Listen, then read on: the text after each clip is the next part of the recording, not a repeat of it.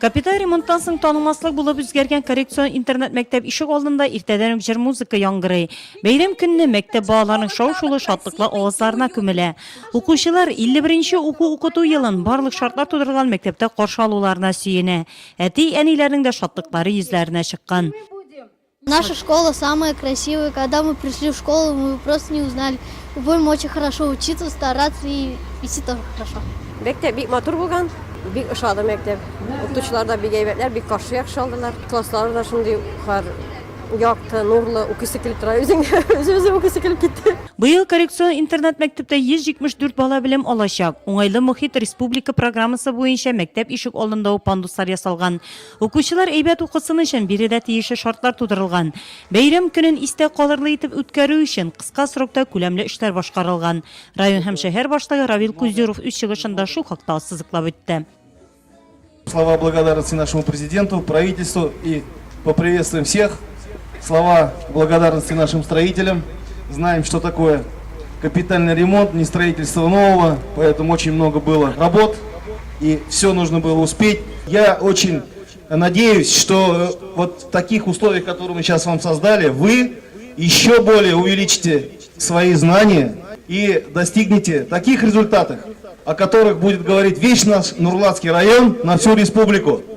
Яңартылган мәктәпне котлап бүләкләр дә тапшырылды. Район һәм шәһәр башлыгы Равил Кузеров белем көне уңаена мәктәпкә телевизор бүләк итте. Премьер Сити подрядчы уешманың җитәкчесе Вячеслав Паньков һәм мәктәпнең шефлары Татнефть җәмгыяте структур подразделениесенең бурение браулау эшләре предприятиесе вәкиле Николай Липатов Татнефть җәмгыяте исеменнән котлап укучыларны юл йөрү кагыйдәләренә өйрәтү өчен тренажерга сертификат тапшырды. Я вам желаю практически новой школе, чтобы было всегда вам тепло и уютно. Бәйрәм көнендә иң яхшы төзүчеләр дә бүләкләнде. Капиталь ремонтны башкарган подрядчы оешма Премьер Сити җәмгыяте инженеры Дмитрий Тюринга, газ һәм электр белән эретеп ябыштыручы Алексей Власовка рәхмәт хатлар тапшырылды. Хочу большое спасибо сказать, как президенту нашей республики, так непосредственно главе нашего района муниципального, Равиля Фраимовичу. Потому что без их поддержки, без именно той слаженности, в той команде мы здесь работали, и то понимание было со стороны администрации района, да? В общем, все это в целостности дало нам тот результат, который мы сегодня видим. Бәйрәм чарасында әти-әниләр исеменә рәхмәт сүзләрен Владимир Иванов җиткерде. Тәүге тапкыр кыңгырау шыңы яңгыраганнан соң кунаклар һәм укучылар әти-әниләр мәктәп эшенә үтте. Район башлыгы Равил Кузеров бина эчендә үткәрелгән ремонт эшләрен җентекләп карады.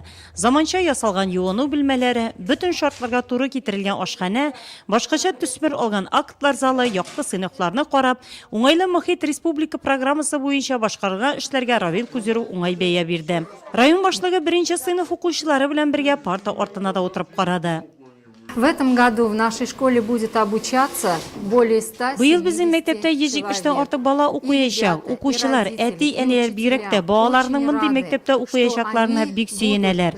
Безгә балаларны мондый шартларда укытырга һәм яшәргә мөмкинлек булдырылганы өчен республика җитәкчелегенә бик зур рәхмәтебезне әйтәсебез килә. Бик матур мәктәпкә килдек.